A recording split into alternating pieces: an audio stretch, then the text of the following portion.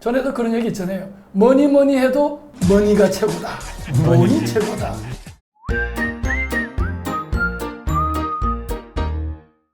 안녕하십니까. 고도달 세상 이야기 인사드립니다. 오늘도 저희 자칭 고수, 안녕하세요. 도사, 안녕하십니까. 자칭 달인 우리 세 사람이 진행하겠습니다.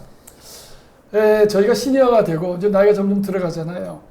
나이 들어서 고생하지 않으려면 여러 가지 요소가 있는데 이제 우리가 얘기를 해보니까 돈이 있어야 된다, 노후 자금이 있어야 된다, 건강해야 된다, 가족관계, 인간관계가 좋아야 된다, 함께할 친구, 취미가 있어야 된다. 이게 이제 거의 핵심 요소인 것 같아요. 많은데 그런데 전에도 그런 얘기 있잖아요. 뭐니 해도 머니가 최고다. 돈이 최고다. 그래서 사실은 돈이 없으면 건강도 유지하기 어렵거든요. 그래서 오늘은 시니어의 재테크로 우리가 제목을 한번 설정해 봤어요. 돈 없으면 고생이 많잖아요. 그죠? 많아요. 하주 노인이라는 얘기 있잖아요. 그래요. 몇 해 전에 일본 후지타 다카노리라는 사람이 쓴 책에서 이제 그런 말을 썼는데, 일본도 지금 노인 문제가 심각하잖아요. 우리보다 더 하겠지. 그러니까 세계 최대 노령 국가니까. 이제 수입도 없고 모아놓은 돈도 없고 의지해야 될 이웃도 없는 그런 이제 노인들이 자꾸 늘어나가는 그런 세상이거든요. 그런데 그게 일본 문제만이 아니고 우리나라도 이제 현실로 이제 벌써 다가온 저거죠. 우리나라 노인 빈곤율이라는 게 지금 제가 아는 바로는 한 44~5%고, 맞아요. 그게 OECD 평균이 한 4~5%인데 그러면 한 3배 된단 말이에요. 우리나라 노인들이 불쌍하구만 지금. 아니 우리가 자살률이 세계에서 제일 높은 나라인데 그 중에서도 특히 노인 자살률이 압도적으로 높아요. 근데 노인 자살률을 분석한 자료에 의하면은 노인 빈곤이라는 거예요. 그렇지. 지금 이제 얘기한 것처럼 결국 이 노인 빈곤 문제도 이거 심각한 사회 문제도 되고 또 개인의 문제도. 그러니까 이제 이 시니어들, 지금 은퇴한 시니어들 보통 60 되기 전에 은퇴하죠, 요즘에는. 그래서 그러니까 이 사람들이 이 재테크라서 뭐 큰 의미가 아니고 재테크, 돈 관리, 자산 관리를 잘해가지고 노인 파산 그런 비참한 모양은 피해야 될 거 아니에요, 그죠? 자, 근데 우리 지금 60이다 또는 뭐 70이다 죽을 때까지 돈 얼마나 필요할까? 근데 내가 보면 돈이야 뭐 다다익선이지 많으면 좋은데 아마 그건 개인에 따라 편차는 클 것 같아요. 그러니까 어떤 사람은 뭐 많은 금액이 있어야 되고, 근데 그거는 문화생활이라든가 또 평소에 사는 생활 패턴이라든가. 근데 역시 제일 중요한 거는 아마 돌발적인 변수는 의료비 아닌가 싶어요. 근데 사실은 우리가 돌발 변수보다는 고려해야 될 게 내가 생각하는 것보다 내가 훨씬 더 오래 사는 거지. 맞아요. 이게 오래 사는 리스크가 있다고. 이게 어떨 때는 장수하세요 그러면 그게 옛날에는 고마운 말이었는데 잘못하면 장수하세요가 욕이 된다니까. 그 문제가 뭐냐면은 대개 우리나라 사람들 평균 은퇴 나이가 55이거든요. 네. 55세 은퇴하면은 요즘 이제 거의 100세 가까이 가잖아요. 물론 평균 수명이 거기까지는 안 가지만은 실제로 본인의 어떤 이 평균 수명이 있고 배우자의 좀 더 길지도 모르는 수명이 있고 그러다 보니까 90대 중반까지는 봐야 되거든요. 그러면 55세 은퇴해가지고 한 40년에 대한 은퇴 후 플랜을 짜놔야 된다는 얘기가 나오는 거죠. 그러니까 이제 인생 2모작, 3모작 다 해야 되는데 시니어들이 은퇴하고 조금 퇴직금 받아가지고 은행으로 가만히 앉아있으면 이제 큰일 나는 거지. 그래서 시니어들이 이 고려해야 될 게 참 많아요. 예? 어떤 게 고려 포인트가 있어요? 근데 이래 보면은 지금 이제 나름대로 뭐 물론 시니어들이 큰 돈은 많진 않지만 그리고 우리 주변에서 보면은 지금 이제 뭐 돈이 1억이든 5천만 원이든 뭐 10억이든 이걸 어떻게 굴려야 되나 하는 것도 현실적인 문제인데 요새 보면은 이제 그게 저게 사람마다 편차가 다른데 이것도 좀 현명하게 잘 하면은 그게 조금 도움이 될 것 같은데. 그러면 이제 일이 있는 돈 잘 굴리는 거고. 그다음에 저거죠. 대개 우리 은퇴 세대가 가지고 있는 거에 제일 큰 부분이 부동산 아니겠어요? 집 한 채. 그렇지. 그거를 또 잘 활용할 수 있는 방법. 오케이. 그것도 한번 생각해 봐야 될 것 같아요. 나는 또 그것도 있지만 지출 줄여야지. 돈만 그렇지. 있으면 안 맞아. 되거든. 그것도 우리가 좀 얘기를 해보고. 나머지는 벌 수 있으면 벌면 좋지. 벌어지. 그러니까 새로운 수입. 근데 사람들이 이것도 우리가 얘기해봐야 되는데 야, 이 나이에 우리가 돈 벌 데가 어디 있어? 그런 생각하면 안 되지. 그건 이제 우리가 방법론을 하나씩 얘기해 봅시다. 요새 정기여기 금리가 얼마예요? 지금 보면은 뭐 1%도 안 된다 그래요. 1년에서 2년 미만의 금리가 0.5%예요. 그렇게 낮아지네. 그리고 3년 초과해서 5년까지가 0.75%. 그럼 거기다 또 그러니까 소득세까지 소득세 내야 돼. 그러니까 이제 은행에 10억 큰 돈 아니에요. 10억을 딱 넣어 놓으면 한 달에 손에 드는 게 60만 원이 안 돼. 아, 이건 너무 적다. 그러니까 리스크는 있지만 있어서 은행에 넣는다 하지만 은행에만 넣어놓는 거는 방법은 안 돼요. 글쎄, 나도 물론 이제 우리 나이 되면은 함부로 사업한다거나 뭐 주식 투자하다가 이제 망하면은 이제 재기불능이니까 그러니까. 조심을 해야지. 근데 아무리 조심한다고 하더라도 1년에 1% 미만 갖고 살기는 좀 너무 힘들다 이게. 그래서 근데 나도 뭐 개인적으로 이제 그런 생각을 좀 하고 또 투자도 하고 그러는데 보면은 무슨 저게 주식 중에서도 뭐 안전한 그 뭐 ETF라든가 그 배당주 투자도 있고 뭐 여러 가지 찾아보면은 우리 나이 또래에서 그렇게 위험이 전혀 없다고는 볼 수 없지만 그래도 뭐 그냥 비교적 안정적이면서 한 5% 이상 올릴 수 있는 주변에 금융 그래? 상품이 5% 제법 이상? 있다고. 그렇지. 근데 가만 있어. 그러면 뭐 조금 생소한 용어들이 나오는데 ETF 뭐가 어떤 아니 게 ETF는 무슨 뭐 특별한 건 아니고 우리가 주식을 쭉 사다 보면은 개별 주식을 회사를 사야 되는데 잘 모르겠단 말이지. 근데 요새 무슨 제가 배터리라든가 이 전지 회사가 유명하다 그러면 내가 일일이 어느 회사가 좋은지 모르니까 그럴 경우에 그런 전지 관련 회사들만 묶어가지고 뭐 업종만 증권회사가 그런 주식계 그룹을 만들어서 투자하는 게 있어. 그러면 그 중에 어느 회사가 유망한지 내가 따질 필요가 없는 거야. 그냥. 거기에 5개가 될 수도 있고 10개가 될 수도 있으니까. 요새 반도체가 좋다 그러면 반도체 ETF를 사면은 반도체 회사가 국내에 들어가 있으니까 그걸 보면은 하나하나 자기가 종목을 선택 안 해도 되는 거야. 결국 그 업종을 보고 그렇지. 투자한다는 큰 소리죠. 실패는 없겠고 아니 실패가 전혀 없는 건 아니지. 왜냐하면 이건 업종을 보고 하니까 그 업종에 따라 하는 거니까 그냥 우리가 개별적으로 회사를 다 따져야 되는. 맞다. 그러니까 그러면 예를 들어서 한 몇 년 전에 조선업 ETF 했다 그러면 되게 울었다가 요즘에 되게 웃었다 하겠구만. 그렇지. 그러니까 업종을 보고 할 때는 이게 이제 장점이. 그렇게 하려고 그러면 이제 우리 시니어들이 경제신문도 보고 세상의 흐름을 봤다가 산업군으로서 성장 쪽 그렇지. ETF를 들어가면 되겠구만. 근데 아까 좀 이야기 중에 부동산 리츠가 뭐예요? 그거는 뭐 그냥 부동산 투자하고 똑같은 거예요. 왜냐하면 우리가 뭐 상가를 산다거나 빌딩을 사서 그 임대를 받으면 되는데 우리 개인으로 큰 돈을 큰 빌딩 못 할 수가 사니까. 없거든. 근데 이거는 그냥 1,000억짜리 빌딩을 자산운용사가 사가지고 그걸 쪼개서 주식처럼 파는 거야. 그러면 거기서 나오는 임대료를 나눠주는 거야. 뭐 매달 나눠주기도 하고 6개월에 한 번 나눠주기도 하고. 그러면은 내가 간접적으로 그 빌딩을 빌딩을 소유하는 갖고 있는 거야. 일부를 소유하는 그렇지. 셈이라는 빌딩의 거죠. 일부를 갖고 있는 거구만. 그러니까 1,000억짜리 빌딩이라 그러면은 5억이 1년에 배당이 임대료가 나온다 그러면 5억을 갖고 주주들인데 그 주식 산 사람들이 나눠주는 거예요 그냥. 근데 이 부동산 리츠가 우리나라 리츠는 대충 6개월에 한 번씩 그 배당을 나눠주고 근데 미국 같은 데는 매달 나누는 그래요? 리츠도 있어. 그건 월급처럼 매달 꼬박꼬박 나온다. 그럼 미국 리츠도 우리가 살 수 있어? 살 수 있지.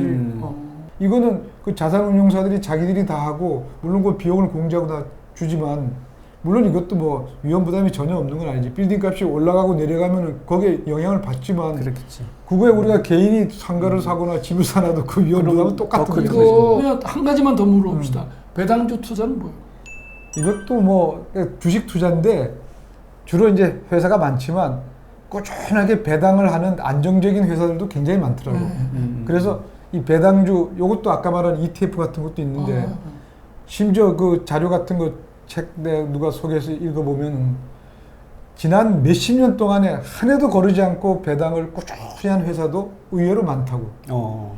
그러면 그런 회사 주식을 사면은 과거에 이 실적이 예를 들어서 어떤 회사 막 존슨 미국의 제약회사 큰 회사 이런 회사는 아마 내 기억하기에 지난 50년 동안 배당액을 한 번도 줄이지 않고 조금씩 늘려간다고.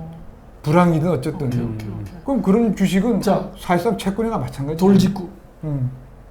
이론이요? 실제로 해요? 나 실제로 나 조금 해봤어. 해요?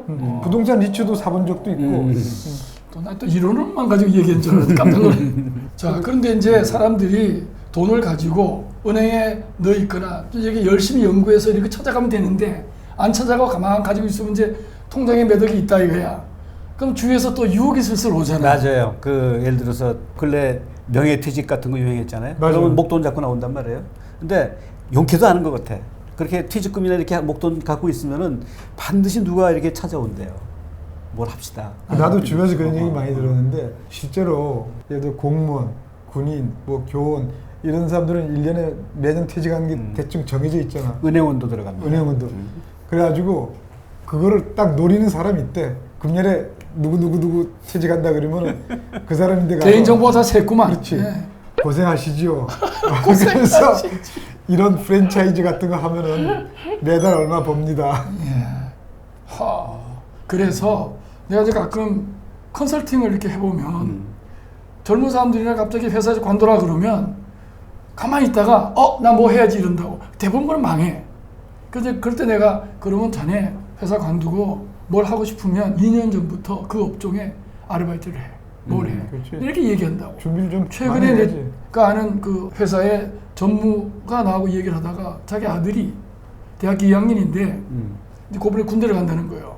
갔다 오면 그 온라인 쇼핑몰에서 비즈니스를 하고 회사는 중퇴하겠다는 거예요.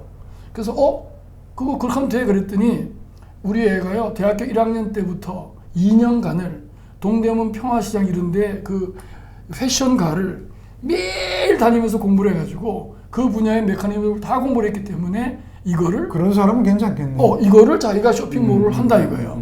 그래서 아버지도 좀 도와준다. 아버지 영어를 잘하니까 그럼 글로벌로 하자. 그랬더니 아들이 굉장히 좋아한다 이거예요. 그러니까 그렇게 연구를 해야 되는데 이게 퇴직해가지고 돈 가지고 있다 누가 하자 덜렁 이게 많은 거지. 그럼 많은 거지. 맞아. 더구나 그게 그 어떤 여유 자금을 가지고 하는 게 아니고 실제로 은퇴 후에 써야 될 돈 가지고 그렇지. 하니까 딱 매덕 딱 올빵 하는 거지. 그것도 돈 빌려서 하는 사람도 있어. 그러니까 은퇴해서 사업하다가 망하면 정말로 그건 비참해지는 거예요. 비참해지는 거죠. 그 다음에 이제 우리가 가지고 있는 재산이 뭐예요? 집 한 채. 집 한 채. 우리나라 사람들은 뭐 60~70%가 다 부동산이지. 그 중에 대부분이 집이지 뭐. 요즘에 집이 다 뭐 비싸잖아. 맞아. 근데 거기에 딱 누워 있으면 등어리에 따뜻한 돈 깔고 누워 있는 거지. 근데 우리나라는 최근에 이제 특히 수도권 서울의 아파트 같은 거 값이 많이 올라갔잖아. 가만히 생각해 보면은 이 집에 대한 기회비용이 너무 비싸. 무슨 얘기인 거 아니? 지금 소득은 없어서 매일매일 뭐 생활비가 어렵다 그러면서 도대체 물론 집값이 뭐 자연스럽게 올라서 그렇지만 5억, 10억, 심지어는 20억, 30억 그런 데 사는 사람이 많이 있거든. 그럼 그 비용이란 게 그걸 집을 조금이라도 저렴한 집으로 옮겨간다거나 하면은 상당히 많은 돈을 전략을 해가지고 그걸 쓸 수가 있는데 이걸 좀 활용할 수 있는 방법을 생각을 해봐야지. 요즘에 신문에 보면 뭐 종부세 그러는데 아니 집이 뭐 20~30억짜리 집인데 나는 이 집만 살았다. 그런데 은퇴해서 돈이 없는데 세금 낼 돈이 어디 있냐. 그러니까 집은 그대로 놔두고 세금 걱정을 하잖아요. 실제로 그런 분들이 생각을 한 번만 바꾸면 꼭 그 집에 있어야 될 필요가 없잖아. 그죠? 그런 것 같아요. 보면은 되게 은퇴하기 전에는 자녀들 같이 있죠. 그다음에 노인분들 모시고 있는 경우가 있잖아요. 그래서 큰 집들을 되게 가지고 있었는데 이제 되게 보면은 애들 출가하고 노인분들 돌아가시고 하면은 덜렁 부부가 남아가지고 큰 집을 유지한단 말이에요. 지금 아까 얘기한 대로 정말 그 엄청난 돈을 등에 깔고 있는 그런 적이 되는 거지 지금. 그러니까 결국 보면은 우리나라 그 은퇴한 사람들 중에 자산이 아까도 얘기했지만 자산의 그건 뭐 반은 넘을 거예요. 반 넘는데 큰 집 왜 가지고 있어 그러면 1년에 한두 번 손자 들어와서 잘까 봐. 근데 손자 들어서 앉아지. 그 다음에 하나는 그런 것도 있을 거예요. 과거에는 이 집은 했다가 애들한테 물려줘야지 하는 생각도 했을 거라고. 아니 그러니까 지금 이제 그것도 생각해 보면은 어떤 사람들은 이게 내가 오래 살던 집인데 또 앞으로도 더 올라갈지 모르는데 그렇지. 그럼 내가 이걸 팔고 어디로 가라는 얘기냐. 근데 굳이 그걸 팔라는 얘기는 아니고 그런 생각이 드는 분들은 그 집을 세를 주고 자기 형편에 맞는 집으로 세를 가면은 굳이 집에 안 팔아도 그 차익이 생기지. 예를 들어서 뭐 비싼 집을 세를 주고 싼 집으로 가면 그 차익이 생기는 거 아니야. 전세금 같은 거. 그런 뜻이지 뭐 굳이 꼭 팔고 이사 가라는 뜻은 아니란 말이야. 그런 것도 있고 또 팔아가지고 약간 작은 집으로 옮기고 공기 좋고 이런데 외곽으로 그 차액 가지고 운영하고 그 다음에 지금 있는 집은 또 은행에서 돈 받는 법이 있잖아. 아 그래서 지금 그 얘기 잘했는데 내 주변에서 보니까 이 주택연금 제도가 네. 상당히 그 관심들이 많더라고. 그래서 나도 주변에 우리 친척분이 받고 있어가지고 알아보니까 한국주택금융공사라는 데서 하는데 55세 이상 되는 사람이면 자격이 있는 거야. 근데 모든 주택이 안 되는 건 아니고 고가 주택은 안 되고 9억까지인가 그렇지. 공시지가 9억이니까 아, 공시지가 9억. 시가로는 신매덕 아파트까지 오케이, 된다 오케이, 이거지. 오케이. 그럼 그 집을 한국주택금융공사에다가 소유권을 이전시키는 거나 마찬가지야. 그렇게 맡기고 한 달에 얼마씩 받는데 이게 얼마나 되느냐. 내가 자료를 한번 보니까 9억짜리 집을 9억으로 쳐서 맡기면은 네. 70세 된 사람이 월 270만 원을 받는 거예요. 9억짜리 그다음에 집을? 그렇지. 5억짜리 집이라면은 월 150만 원. 그건 그럼 70세에 270만 원 받으면 국민연금이 또 한 120, 30만 원 그렇지. 되면 400만 월 원. 400은 확보가 되는 그리고 거예요. 자기는 임대료 그 안 집에 내고 그냥 살고. 그냥 살고. 오케이. 앞으로 집값이 올라가든 떨어지든 상관이 없는데 음. 그 사람에 따라서는 야 앞으로 집값이 엄청 올라가면은 너무 손해 보는 거 아니냐 그런데 만일에 이분이 한 10년쯤 살다가 돌아가셨을 때 집값이 많이 올랐다 그러면 팔고 나서 요 9억에 해당하는 그 금액만 그 사람들은 가져가고 나머지 돈은 상속인 자식들인데 준다 이거야. 그러니까 100% 그냥 확 손해 보는 건 아니구나. 그렇지. 그리고 만약 집값이 더 떨어진다. 그건 더 내란 소리는 안 하고 그건 이제 정부가 손해 보는 거고. 집값이 떨어지면 신나는 거구만. 그렇지. 그리고 이제 오래 사는 거. 그 대신에 이사는 못 가겠네. 이사를 못 가는 단점이지. 이사 가면은 이제 지금 그런 계약이 흐트러지고. 아니 근데 나이 들면 내가 살던 집에 살고 싶어 하는 사람이 더 그렇지. 많거든. 부동산을 움직이게 동산화 시키는 거구만. 그렇지. 멋있는 말이네. 도산은 근데 달려. 이게 보니까 자식들하고 갈등이 좀 있어.